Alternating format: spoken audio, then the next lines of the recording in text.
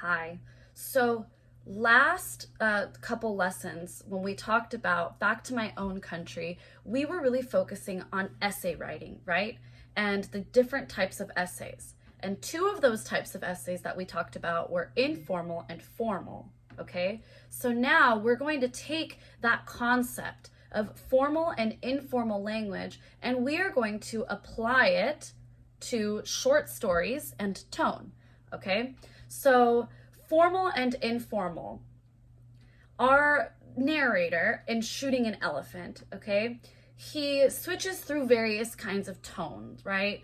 His attitude, we said in the last slide, he sometimes had an annoyed attitude. Other times he had a sort of fearful attitude. And then other times he had a frustrated attitude.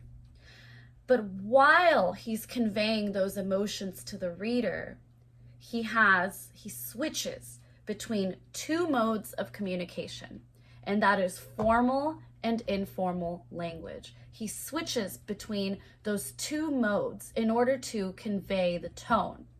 Okay, so what we are going to do to practice is we are going to look at two statements from Shooting an Elephant, and we are going to decide which one is formal and which one is informal in order to decipher the tone, right? So I'm going to try and make it as animated as possible so that I'm conveying it in an easy, well, not easy, I just don't want you to overcomplicate it. Okay, so here we go. If you look at slide 12, I've posted it there for you, but here's statement 1. It was a poor quarter, a labyrinth of squalid bamboo huts, thatched with palm leaf, winding all over a steep hillside. Is this formal or informal tone? What kind of tone is our narrator using here? He's using a formal tone, right? It was a poor quarter, a labyrinth of squalid bamboo huts, thatched with palm leaf. Is this how I usually talk to you? Is this how we talk to each other? No, because it's super formal. Okay, this is how he's talking, because his formal side represents the side of him that is the soldier, right?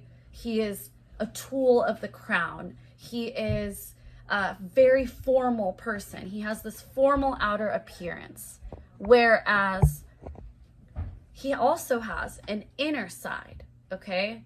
And that's where he's talking to us, the reader, directly. And he does this very informally. So now I'm going to show you statement number 2, okay?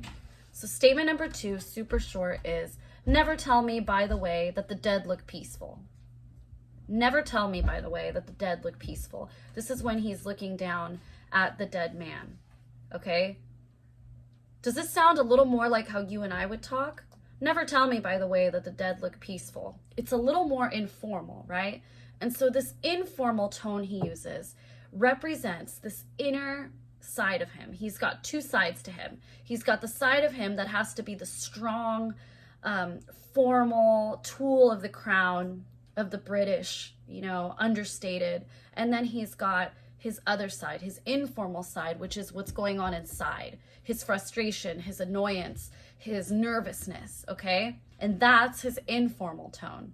So all you have to remember is that tone in a short story would be the attitude of a writer, and it's conveyed through their choice of words, a bit like diction. And our narrator, right, Orwell, which is the same as the author in this case, he switches through an informal and a formal tone. And he does this really to convey that there are two different sides to him that are conflicting, that are struggling, which further promotes that theme of cultural conflict, of war, of colonialism. Got it? Get it? Got it? Good.